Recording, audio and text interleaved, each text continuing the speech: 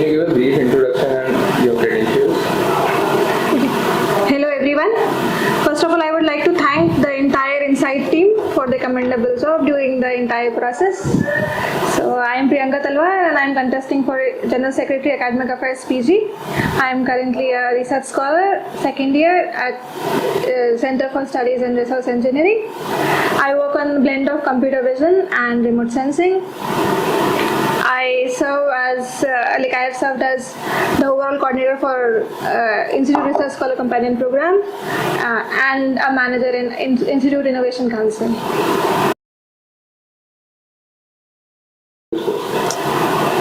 The motivation behind any candidate is what he or she desires to achieve.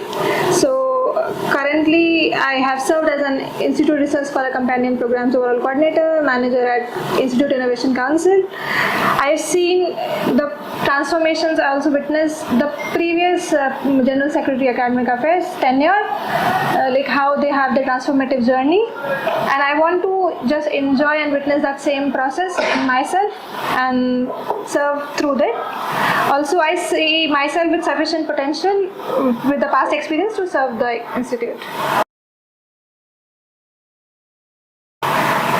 So I envision holistic learning where every student can get the resources, opportunities and the support to excel by making the academic affairs the heartbeat of our institution. I also aim to raise awareness for the PG camp, which is postgraduate council for academic and mentoring programs, and I also promise to be approachable for the upliftment of the entire PG community.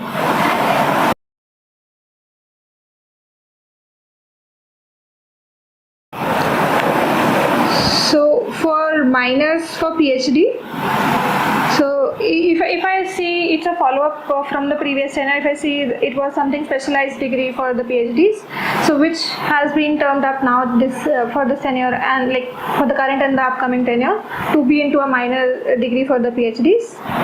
And secondly, you talked about the bucket list for masters and PhD. So mechanical department is currently offering the minor degree for masters. So similarly, I want to have I wish to have it encompass to all the other departments of the institute or the academic units of the institute, so that they can also give some bucket list for which the courses, like similar to the UG, they have the bucket list.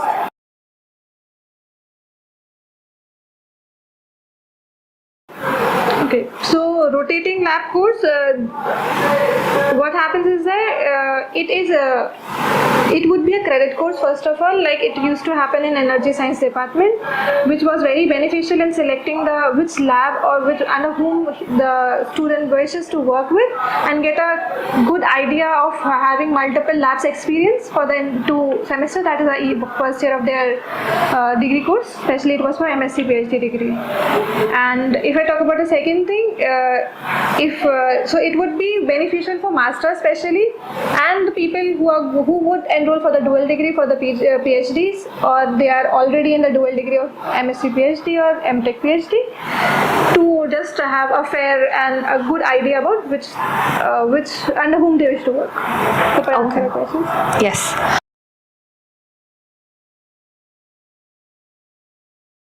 Restructuring the APS form, firstly it comes with the professors and the faculties. I would say the ASC is firstly the students' feedback, then we can go with the faculties, then the admins, the Dean AP, and then we can go with the ASC. We need to have the good number of accountability, really what is because at some point there's what I can say, 2 factors, quantitative and qualitative analysis of the things. So qualitative and quantitative thing needs to be figured out. In the previous tenure it was pushed, but it's under process. Feedbacks from the students have been collected. Then the next step would be with the faculties, after coming on a common agenda and with the faculties and their consensus on the common restructuring form. Then we will move forward with the admin.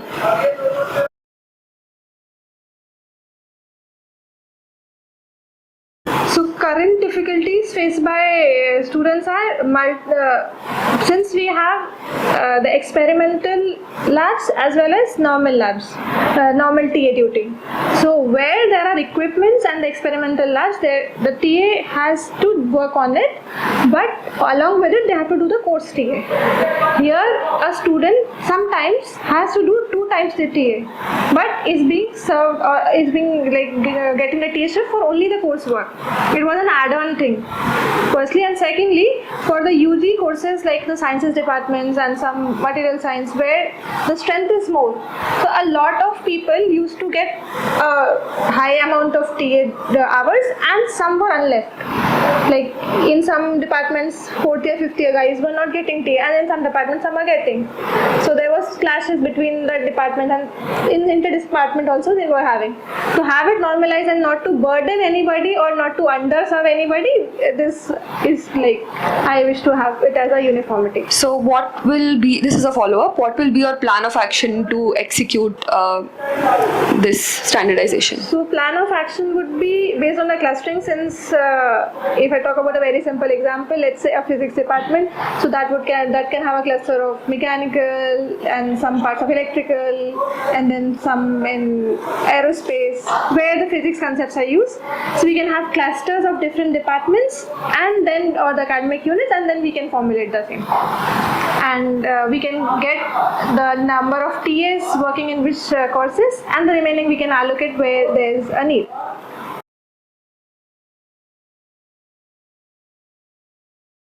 So outreach would be from our end, but not from their end. They would be just informing their lab mates as a PG lab representative. And your second question was? I'm sorry. So my question was, what outreach and communication activities are these representatives actually carrying out, as mentioned in the point? So outreach, we are at service, and we would be giving as an outreach. We will be just informing them. And secondly, what communication? So some details when we will be requiring for different softwares or availability or the equipment's availability of the lab, they can help us. Or since from this tenure, the 24-25, there is a SAP program, student acceleration program is going on for students. We can have a good flourish and continuous go of those programs, so that the next we can, instead of software, we can have on the equipment's acceleration program and the training also, which will help the students for the placements and their general queries, and also expedite the PhD scholars to learn the software and the hardwares.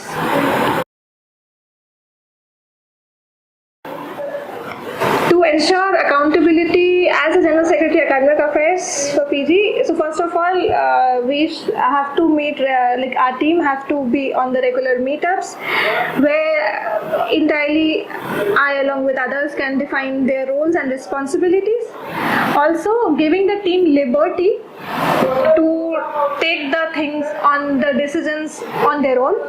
So they will not be merely a position of responsibility, but they will also hold a power of responsibility. They can make their decisions stronger. Also, I will strive to have for PG camp, that is postgraduate companion for council for academic and mentoring program, to enhance the unity in the PG community, which will ease the approach to the public. Finally, the consequence, like if somebody is working, he or she will be rewarded, and this will boost and motivates them. Finally, from the student side, I would say from the general PG community, I will take the feedbacks and will have the continuous improvements in the process.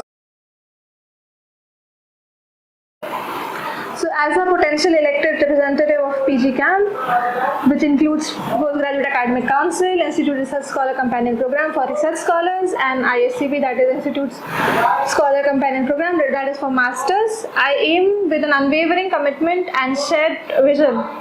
We stand together to drive change and uphold our values, to shape the future of excellence. Also, I see myself capable enough to to drive the changes for the same. Thank you. Lastly, I want to thank again for giving me the opportunity. Thank you, Insight team.